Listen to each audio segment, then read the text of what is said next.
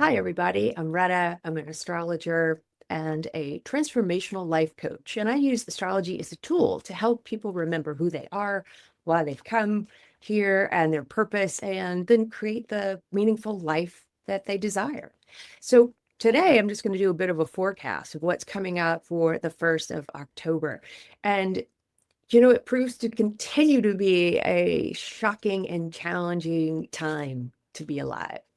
And so October is no different from the rest of, what we've been seeing in 2025. And at the beginning, we all said, expect 2025 to be turbulent. There's going to be churn, a lot of endings, a lot of drama, revolution. There's some beginnings, and then you're going to see some do-overs. I know I'm overly simplifying it, but that's pretty much what's been happening and what is going to continue to happen. So here from October 1st through the 15th is the time I'm going to focus on today. And so we're firmly in Libra season, which is our little bit of sweetness in all the chaos. That's what Libra's here to do, to invite us to bring in peace, to find peace and harmony and balance where possible. And I'll expand on that a bit later. I want to hit the highlights now. So we're in Libra season. We have just moved into the Libra equinox. It was exact on September 22nd, but we're going to feel that for the next 3 months. I mean, it really sets the tone. And this is the time of starting to turn inward just slightly from our external summer past 3 months of summer. And this is really, it's the last 3 months of 2025. And I'll detail more of what to expect in these last 3 months. And then also, let's see what else we got. We've got a full moon on October 6th in Aries. It was very fiery and inviting you to step into your power, to be courageous. And let's see where that lands for you, because that's really how you know how it's going to impact you, is where does it land in your natal chart? And really everything goes back to the natal chart, right?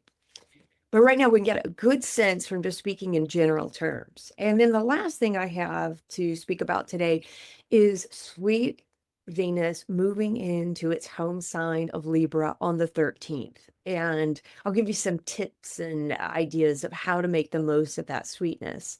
So again, as I get into the details, I want to first just kind of talk broadly. There's a lot of air right now. We just finished an air trine. We still have two of the big planets in air, and they are trining as well. And so Libra's an air sign. And what that's inviting us to do is to pay attention and to collaborate. It's a great time for innovating, sharing ideas, creating. It's not a great time to make a major decision, such as to move or start a company. If you have to look for a job now, go ahead. If you feel like creating something, go ahead. If there is a possibility to delay, I highly recommend that now. And to just make the most of all of the ideas bouncing around, the opportunities to meet new people and to, bounce ideas off of them and to continue to relate. That's the big thing.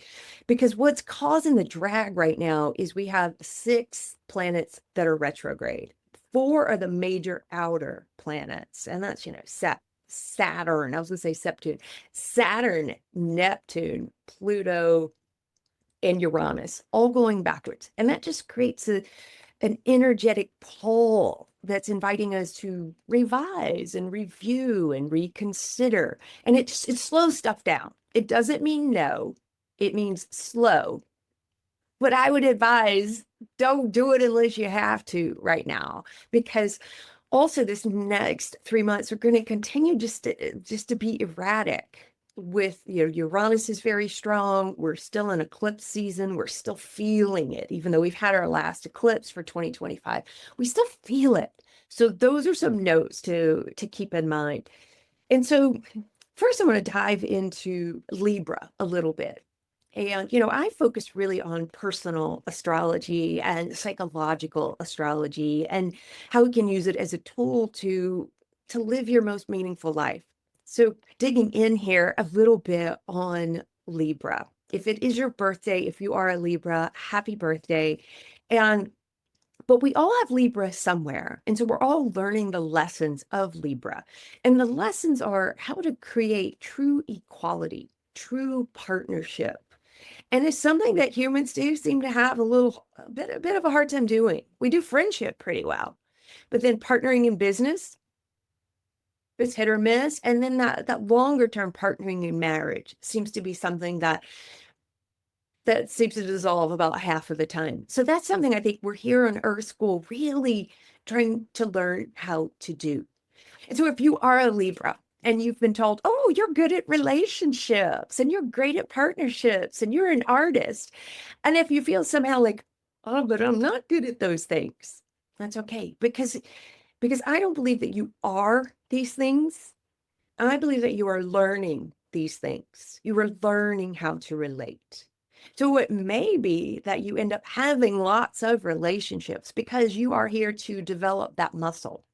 And again, we're all developing that muscle. But if you have the sun in Libra, it means you are majoring in it. It's really important. Your soul really wanted to learn how to do that this time. So don't be hard on yourself if you do have some problems keeping a relationship together. You're learning. So remind yourself that and just know, okay, I'm taking notes. Okay, that last one didn't work out so well, but I'm going to try again. And that is true. Your soul does want you to keep trying. You're learning who to trust. That's another key piece of it too. And so that means in life, you're likely to attract some people who are untrustworthy because that's how you can learn to discern the trustworthy from the untrustworthy. All right, Libras, that was a little deep dive for you. So here on the 6th, we are going to have a full moon in Aries. And as you may know, that is when we have the moon and the sun are completely opposite. So the moon is in Aries and is directly opposing the sun that's in Libra. So really it's about integrating the two. And this is where we're balancing the needs of we, Libra, and the needs of me. So it's me versus we. That's what I'll always, how I think of this.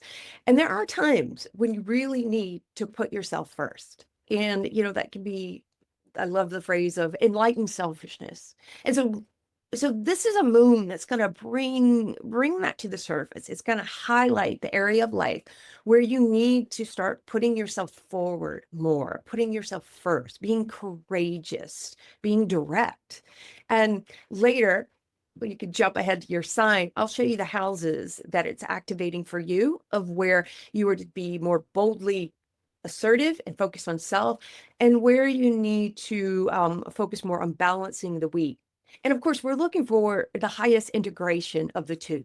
It never means like, okay, I'm not gonna relate to any of y'all. It's all about me. And then it's all about the we, and I put myself last. It's balance. And how can you, over your lifetime, have the highest response to this and bringing them together in a very strong, healthy way? All right, so that's on the 6th. Then on the 13th, we have sweet Venus moving into the sign of Libra. And that's going to add just, more energy around in air and more Libra sweetness. It's going to boost it a little more. The first part of the Libra season has had Venus was in Virgo. So that was focused really on kind of being efficient, getting organized. How can we do things better? And now with Venus in Libra, it's going to have this really concentrated focus again on the relating, on collaborating and balancing, how to have equal partnerships. That is the bigger focus, and focusing on, what do you value in relating and in relationships, and are those values being met? Are you leading your life and your relationships aligned with those values? That will be a big question for you. And so as I, kind of zoom out and talk about what it means to have all of these planets and what is the collective feeling, it still is turbulent, right? And these can be productive days, these next 90 days, if we focus on the relating, the ideating, innovating, participating, all those kind of words. And I think that will give you, the strongest response to the period. But before I really wrap up, I wanted to focus in a bit more on Pluto. That's a planet I haven't talked about much. And Pluto will be finishing up its retrograde in October. That happens later in the month. So I'm not really covering it right now, but I wanted to talk about what it means to have Pluto in the sign of Aquarius. And where that is in your chart would mean it's that area of your charts, which is the area, represents the area of your life, is up for transformation. It's up for a revolution, that there's something that's no longer serving. And maybe it's an old story. Sometimes it's really just the myth we tell ourselves about ourselves in that area. And what I mean is, let's say you've got Pluto in Aquarius going through the 10th house. The 10th house represents your career and your role in community. With Pluto going through that, it means that's up for transformation, this role. And how do you talk to yourself about your role, about your job, about your career? Is it, oh, I'm not good enough. I'm not progressing fast enough. They don't like me there. I chose the wrong job. I don't know what it might be. I'm making stuff up, really, but you know what it is.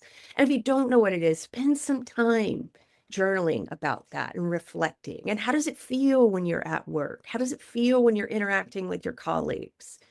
And what did you dream of as a child that you would do? And see if any of those things you wanted to do as a child, if you get to do those today. Just playing around with that. So that's one part of it.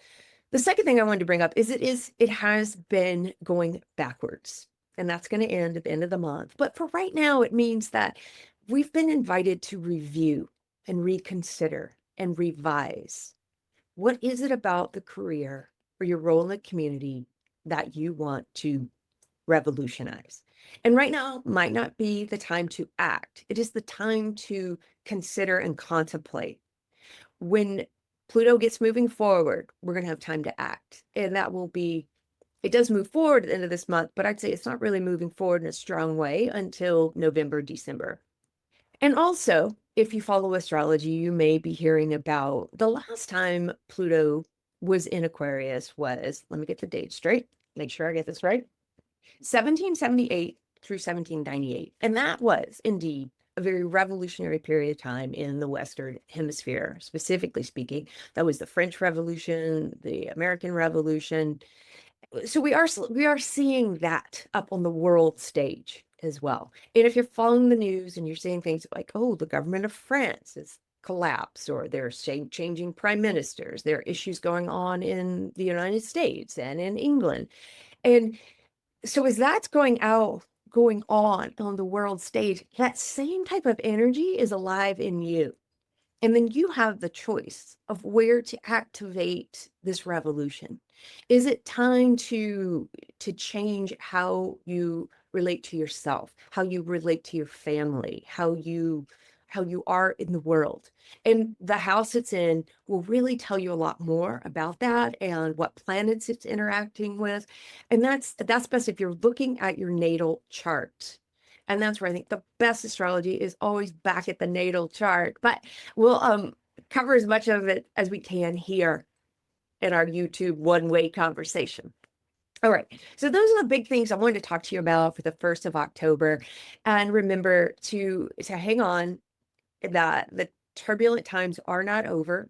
They're going to continue. But this is our last like 90 days to kind of to dig in and be productive in the sense of dreaming and creating and ideating and maybe planning. And if you can, to please put off launching or making any major decisions until the 1st of next year.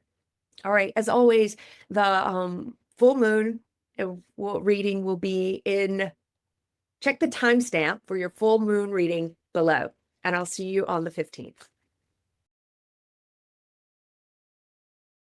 Aries rising, this is your full moon. It's the full moon in Aries that peaks October 6th. And for you, it highlights the 1st and 7th houses. So this is really pure me versus we. And how do I balance the two? So it's looking for you to take a courageous action of around enlightened selfishness. That's the emphasis. That's what your heart needs. But then it's shining a light on the relationships and are they balanced? So that is your call, Aries, looking at how you are balancing the two, or how you are not balancing the two, and how you can for this beautiful full moon. Taurus rising. So, Taurus, this full moon is lighting up the 12th house and the 6th house. And those houses manage your how you can be of service in the 6th house, and then how you are tapping into other worlds and your intuition in the 12th house. So I do feel like this is very much a spiritual axis, and so it's inviting you to be courageous in listening to and following your intuition. And then it's highlighting back in that 6th house, ways to incorporate your intuition into practical services, or creating a practical service that honors and develops your intuition. And remembering, Taurus, this call that you may hear, this following your intuition, is not logical, but it feels right. This is about going with the feeling, but it's going to take you some courage to do it. This is for the full moon on October the 6th. Enjoy your time, Taurus.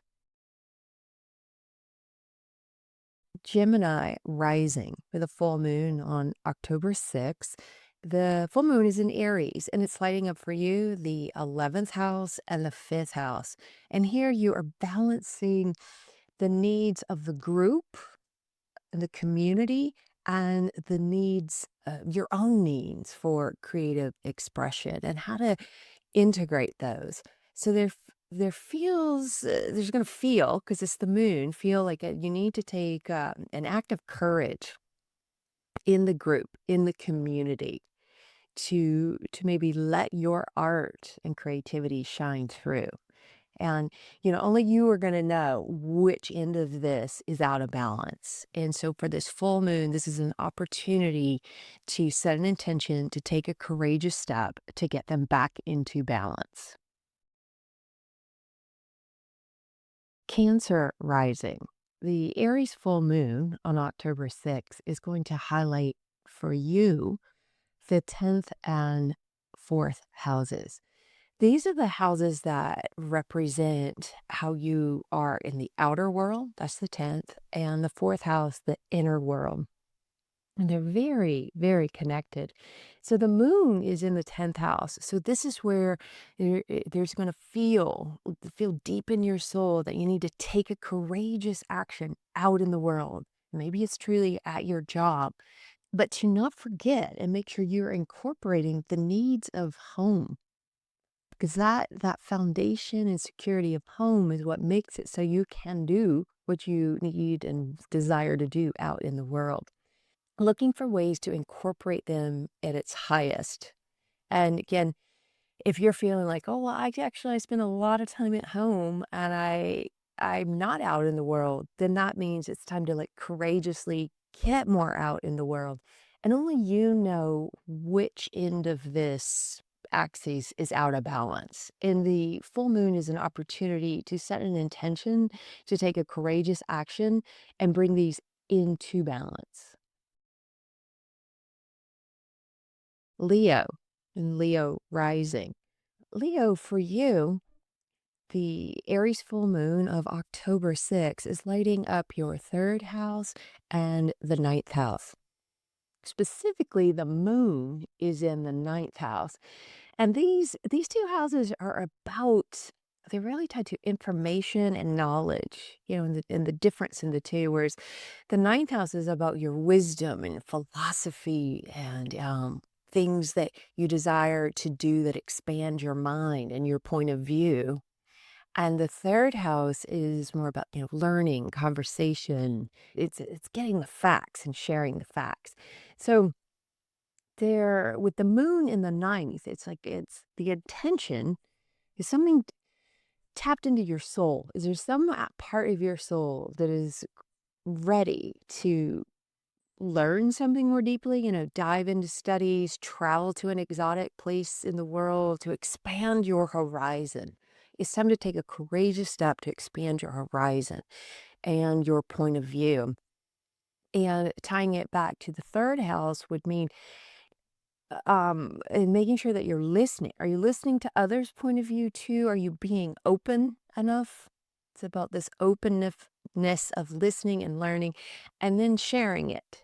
And only you know which end of this needs more of your attention. And this Aries full moon is an opportunity to courageously step into greater balance. Virgo rising. And this will apply to Virgo sun and Virgo moon too. Where the full moon, this Aries full moon for you is lighting up the eighth house, it's where the moon is, and the second house is where the sun is. And so, it's a call to bring the two into balance. And this axis is about, balancing your values and, and power and looking to where you may have emotional entanglements tied to what you're attached to. I think that's a better word for it. And are what you are attached to, is it what you value? The second house is about values, and then the eighth house is what you just feel pulled to and you're drawn in. It's a very emotional house. It's emotional and it's instinctual. So this is about taking a courageous step to remove yourself possibly from emotional entanglements that are no longer serving and checking to see, are your emotional entanglements, partnerships in balance with your values? Libra rising, Libra sun, and Libra moon. So this full moon is really, really powerful for you as well because it is the Libra sun that's exactly opposite the Aries moon. For you, it's lighting up the first house and the seventh. And so this is kind of this pure balancing act of the me versus we, which you've come here at Libra to do this. This is a lesson you are learning and will continue to learn throughout your days on Earth. So, so scan the landscape. How are you doing at making sure your needs are heard? You are putting yourself first sometimes. You're embracing enlightened selfishness.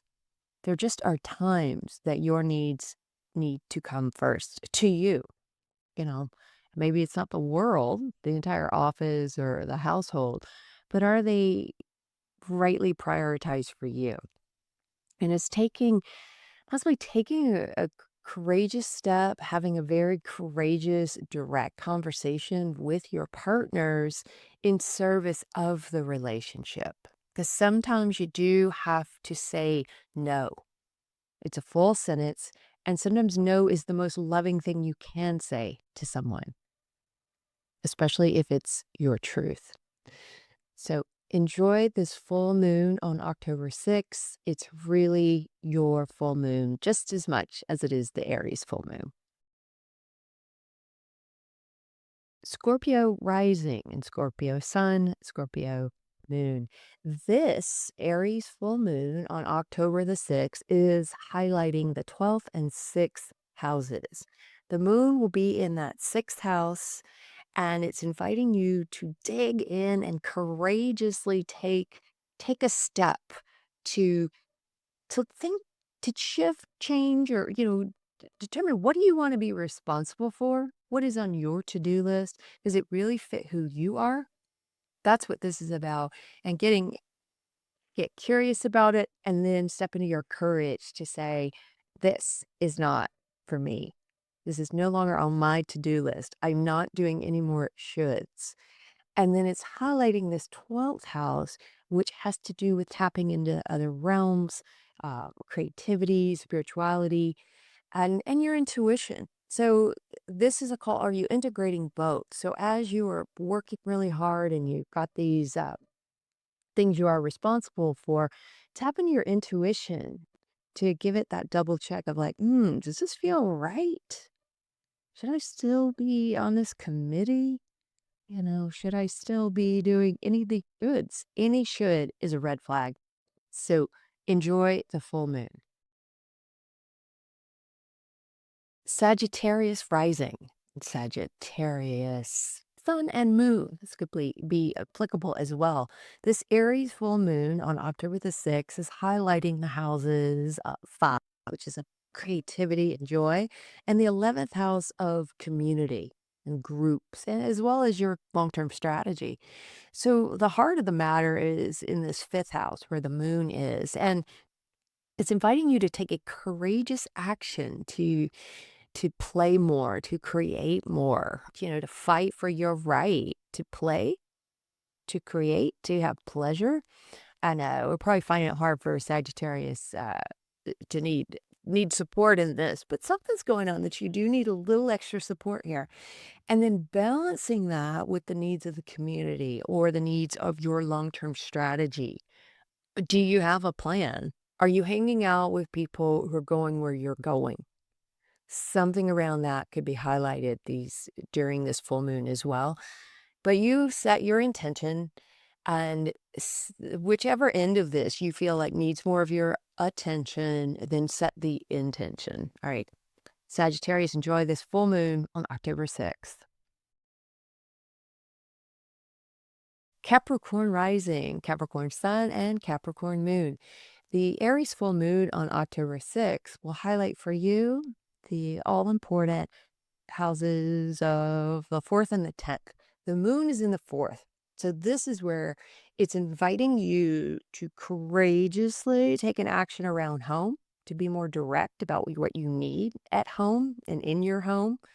Sometimes this can mean being willing to fight for what you need, say what you mean, but don't say it mean, and balancing that with what's going on in your outer world. Maybe you're the boss at the office and then ignored at home. I'm just making that up. I don't know. There's something about the two that need to be reviewed and reevaluated, and then finding ways to get them more in sync. Or maybe it's time for you to be more direct at the office and you need to kind of hone your courage at home. So this is definitely about the 4th house of the inner world and the 10th house of the outer world, and courageously taking an action that's going to integrate them and then move you forward. Enjoy this full moon, Capricorn. Okay, Aquarius rising, Aquarius sun, Aquarius moon. This full moon on October the 6th is going to light up the 3rd and 9th houses for you. But the emphasis of where the heart is in the 3rd house, is where the moon is. And this is about taking a courageous action to speak your truth. And maybe even you need to learn something, learn to improve your speaking or writing skills. And then you're ready to share them. And keeping a beginner's mind, making sure you're still listening to others, and then staying rooted in the 9th house, which is making sure what you're saying now is still tied to your view of the world. And are they tying them together? Because the 3rd around gathering, finding your voice, then enjoy this full moon in Aries, Aquarius. Pisces rising, Pisces sun, and Pisces moon. Pisces, this Aries full moon on October the 6th is inviting you to step into your courage by claiming your own financial and personal security. The moon is in the 2nd house and the sun is in the 8th house, so directly opposite. And the courage is going to be tight. Where you need to face a fear is in that 2nd house. And is it around feeling like you don't have what it takes to be out in the world? I don't have what it takes to do this job, or I do, but nobody can see me. There's something here where you've got to be courageous and claim your worthiness. If, in fact, you are doing a job where some skills are need extra honing. You need to learn how to do something, learn how to code in a certain language. That's fine too. Like honestly, look it dead on and then take an action to correct it. Get the classes you need. You weren't born knowing everything or having every skill. needed for each job, and you want a little reach. You want to be learning something on the job. So take that in as well. Maybe it's courageously getting the skills you need, but also claiming your your worth. And then the eighth house would have to do more with psychological and emotional attachments in deep bonded relationships, like with a spouse.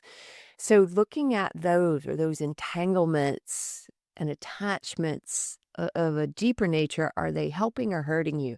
And where do you need to take a courageous step to get the two into balance?